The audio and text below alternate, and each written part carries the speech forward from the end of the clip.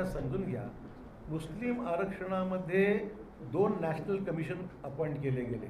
एक तर सच्चर समिती, सच्चर कमिटी जी होती त्यांचा एक अहवाल आहे आणि एक रंगनाथ मिश्रा हा दुसरा अहवाल आहे. त्या दोन्ही अहवालांनी मुस्लिम समाजाविषयी जे आपलं मत आहे बॅकवर्डनेसच्या बाबतीमध्ये ते केंद्र सरकारकडे दाखल केलेलं आहे.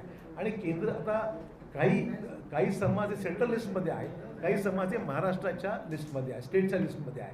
त्यामुळे आता बॅकवर्डनेस सिद्ध करून पुढं जे अपॉइंटमेंट करण्याचा निर्णय जो काय आहे मुस्लिम समाज मागण्या ते केंद्र सरकारच्या कमिशनच्या माध्यमातून 2 कमिशन सेंट्रल गव्हर्नमेंटने अपॉइंट केले होते आणि ते अगोदरच्या सरकारने अपॉइंट करून रिपोर्ट केंद्र सरकारकडे त्यांनी प्रक्रिया पूर्ण आमचा पाठिंबाच आहे.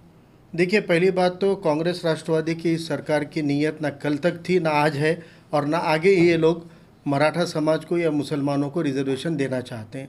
इनकी नीयत ही ख़राब है. अब ये सेंटर पे थोप रहे हैं. अशोक चौहान का वो बयान मैंने भी देखा है कि उनका कहना है कि सच्चर कमीशन और रंगनाथ मिश्रा कमीशन इन्होंने रिजर्वेशन की सिफारिश की और वो कांग्रेस के आयोग थे. पहली बात तो अशोक चौहान साहब के इल्म में ये बात शायद नहीं है या उन्होंने स्टडी नहीं किया है कि सच्चर का कमीशन नहीं था, वो पीएम अपॉइंटेड कमेटी थी और सच्चर कमेटी ने एक बार भी पूरी उसकी रिपोर्ट में मुसलमानों के लिए रिजर्वेशन की सिफारिश नहीं की है. सच्चर कमीशन ने ये कहा था कि मुसलमानों को रिजर्वेशन की ज़रूरत है या नहीं, इसके लिए एक इंडिपेंडेंट कमीशन बनाया जाए और उसके लिए रंगनाथ मिश्रा कमीशन गठित किया गया था सेंटर में. और महाराष्ट्र के अंदर विलासराव देशमुख की जब सरकार थी उन्होंने महमूदुर रहमान कमेटी डिक्लेयर की थी. 2007 में रंगनाथ मिश्रा कमीशन का रिपोर्ट आया, 2008 में महमूदुर रहमान कमेटी का रिपोर्ट आया और स्टेट और सेंटर के दोनों कमीशन ने मुसलमानों को पसमानदा डिक्लेयर किया था. सेंटर ने 10% रिजर्वेशन की मांग की थी और स्टेट में भी महमूदुर रहमान ने 10% मुस्लिम रिजर्वेशन की मांग की थी. लेकिन 2007 के रंगनाथ मिश्रा कमीशन के बाद, 2008 के महमूदुर रहमान कमेटी के बाद 2014 तक सेंटर में भी और स्टेट में भी इसी कांग्रेस की सरकार थी. मनमोहन सिंह की सरकार थी सेंटर में और यहाँ पर तो 2009-10 में खुद अशोक चौहान 2 बार मुख्यमंत्री बने थे. लेकिन इनकी कभी नीयतें नहीं रही है. अगर ये सेंटर का ही मामला होता तो 2014 में इन्होंने जो रिजर्वेशन दिया था वो रिजर्वेशन लोगों को गुमराह करने के लिए दिया हुआ था क्या. और रही बात कि उनका जो कहना है कि 102वीं जो घटना दुरुस्ती है, तरमीम है दस्तूर की, जिसमें बैकवर्ड क्लास तय करने के इख्तियारात स्टेट गवर्नमेंट को दिए गए हैं, तो वो 2018 में तरमीम की गई है.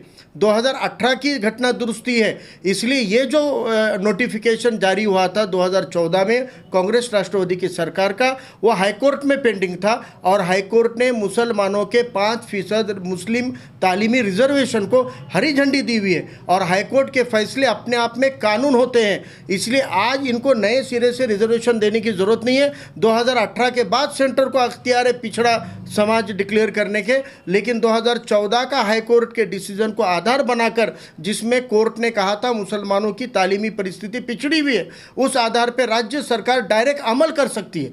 नए सिरे से अब कानून भी बनाने की ज़रूरत नहीं है. और जब 102वीं घटना दुरुस्ती, पहली चीज़ हमको ये पूछना है, 50% से ज़्यादा रिजर्वेशन नहीं दे सकते, ये अगर हकीकत होती तो जब हाईकोर्ट ने मुसलमानों को 5% रिजर्वेशन दिया था तब महाराष्ट्र का रिजर्वेशन 52% हो चुका था. फिर 52% से आगे हाईकोर्ट ने मुसलमानों के तालीमी रिजर्वेशन को हरी झंडी कैसी दिखाई. उसको तो मना करना चाहिए था कि 50% में नहीं बैठता है. लेकिन हाईकोर्ट ने भी और सुप्रीम कोर्ट ने भी मुसलमानों के तालीमी रिजर्वेशन में कोई रुकावट पैदा नहीं किए. इनकी नीयतें नहीं है देने की और इनकी नीयतें और इनके जहन को ठिकाने पे लाने के लिए 5 जुलाई को विधानसभा पे मोर्चे की जो वंचित बहुजन आघाड़ी ने घोषणा की और हमने पूरी तरह से मोर्चा निकालने की बड़ी ताकत में कोशिश की.